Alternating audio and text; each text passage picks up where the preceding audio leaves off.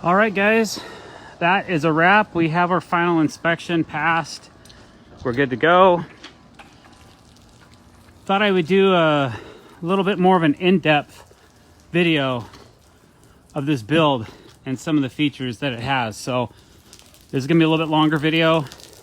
You can scroll through it, whatever. But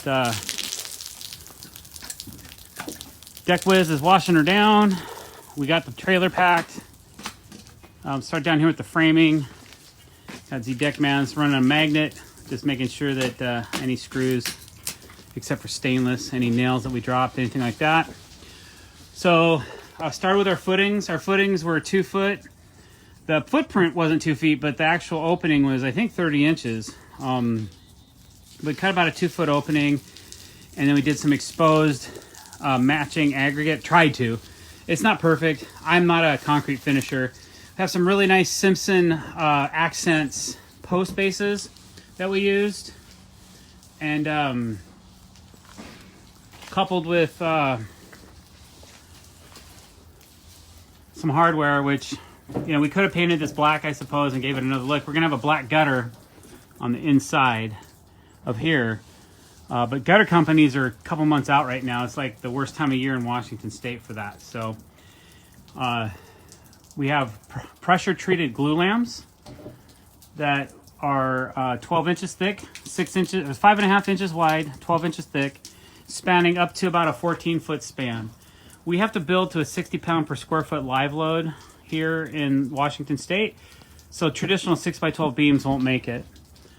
We have Simpson LUS 210Z joist hangers. They are Tico nailed to our ledger. Our ledger is attached with Fasten Master ledger locks.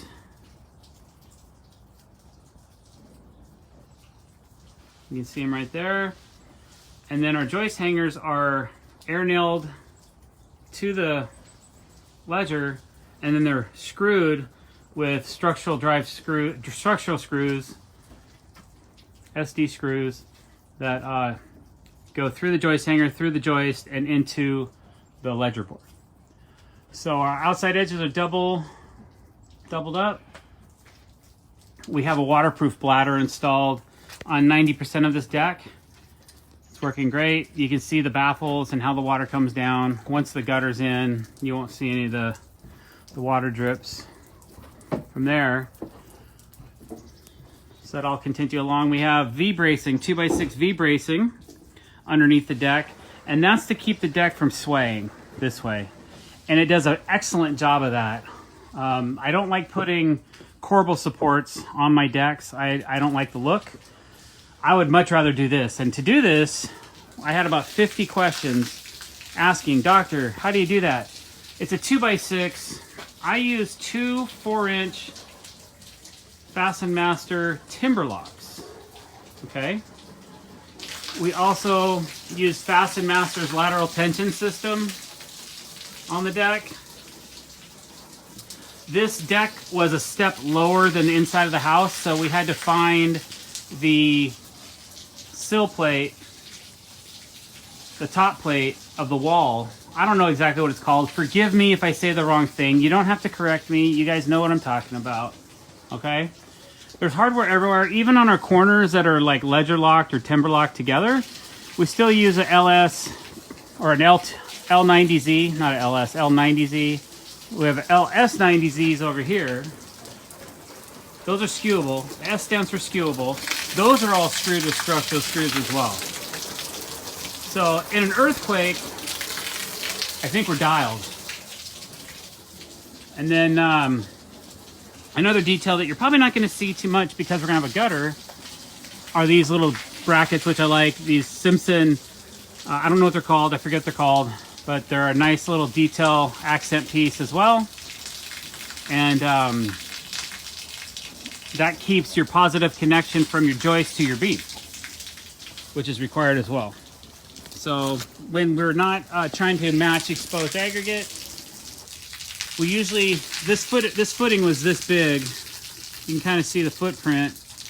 But then I put a round sonotube in to kind of finish it, so I can fill this full of dirt and then just do the little footing on top. I feel it looks a lot nicer, that one as well. This section of the deck, nope, we got a screw we got to remove. Goes in,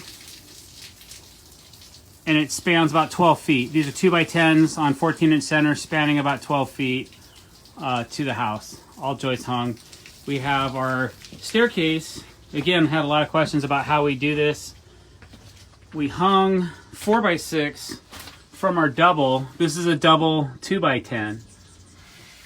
And then we attach two 2x6s to bring it out to flush. And then we G-tape that. We have our steel on here for our positive connection from deck to staircase. And then we also added a little steel, where is it?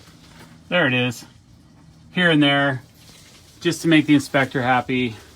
Didn't really need it, but you know, it's a matter of opinion. So that's that. All right, I'm gonna do a shortcut here.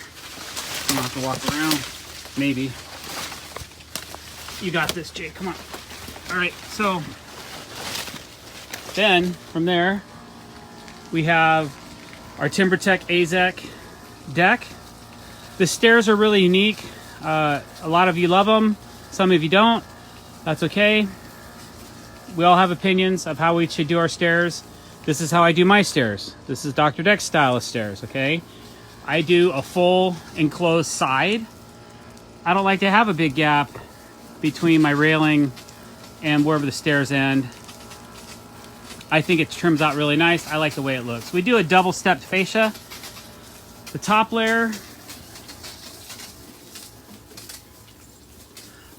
is a piece of 5/4 or 1x6 AZEK. The lower piece is a piece of 1/2 by. So we Cortex the top, and then we use color match screws for the bottom. You cannot Cortex 1/2 inch thick fascia. It will not work. I wouldn't do it. I don't recommend it. You might be able to do it, but I wouldn't recommend it. But again, you can Cortex, and then I use a piece of multi-width on the side, because what that does, the multi-width will catch the inside of the stair all the way to here, because the fascia, now the new fascia is gray on the back side, but I like the full color. See, this has full color on both sides, so it'll catch that width, so then I don't have a piece of gray looking under here. If I only use a piece of 5.5, I'd have a little piece of gray fascia look right there. So this is a full-on, fully trimmed out stair set. A lot of work there. Had some people asking, isn't that gonna rot, decay? Well, got an eave, you know, paint it. It should be all right. Then we have our Regal Ideas hand railing. It's basically their standard frame. Now check this out here. This is a grabbable handrail, so this meets the code. It's between 34 and 38 inches above the tread nosing. That's the code. So from here, level up, between 34 and 38, you have to have a continuous, graspable handrail to make that happen. Okay, then we use Wild Hog railing inserts inside of the Regal Ideas frames, and it just worked out really well. Wild Hog sells these tracks, hog tracks I believe is what they're called. We use Regal screws, and we screwed the hog tracks right to the Regal posts. We did that all the way around the deck. So we use all stainless Regal hardware and all the parts that they supply for us, and we just assembled it. You kind of have to assemble this one section at a time. And originally we were going to do cable rail on this deck, and then the client decided, you know what, we like the hog wire, we like the look, and I said, man, if we do it in black, you'll look right past it. I mean, you can look right past it, right? It's very, very low obtrusion, in my opinion. All right, I'm going to get my dirty feet clean here. Sorry, Austin. Deck whiz. I know. Rocking the block. So this is the last thing we do when we're finished with a deck. We lightly soap and water it. That's what's so great about AZEK, is you can just clean it, wash it. This side's all clean already, so the rail comes all the way around. We have these double surface borders. The reason I had to do double borders, if I only would have done a single, this would not have made it. And I wanted the pattern to break at the corner of this house and the corner over here. So we broke all the way at the corners. I ran a double, and then I was able to get 20 footers to reach from there to here, and then from there to here. And then I was able to use these to take 20s and cut these down to 14 and use the 6 footers over there around the corner. So that kind of worked out. That's how I did a layout, because, you know, this stuff ain't cheap, so you got to make it happen, right? So this is the far side of the deck. Like I said before, everything drops down. Originally, we were talking about maybe raising the deck, but the living room sunk in, so we decided against that. So another thing I like about the Regal Ideas system is that you can put all your fasteners on the outside of the deck, because each piece, oh, it's hummingbirds, each section only requires 1 screw per top, 1 per bottom. Very sturdy. And then it has a seamless, clean inside look. So all my fasteners are on the outside of the deck, so that when you look at them, you know, you're looking at it from down below and it looks pretty good. I don't know, for people that are particular, if you're that particular, that's how we do it. Then we siliconed on, there's your base plate covers, your post skirts. We siliconed all those on, so when you're up here with your blower, they don't blow off, because sometimes they can rattle loose if you don't. And that's that, guys. I hope you enjoyed this build. I think it took us just a little over 4 weeks to build this deck.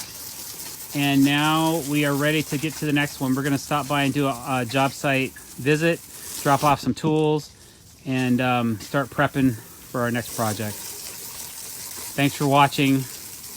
Talk soon. Have a great day. Over and out.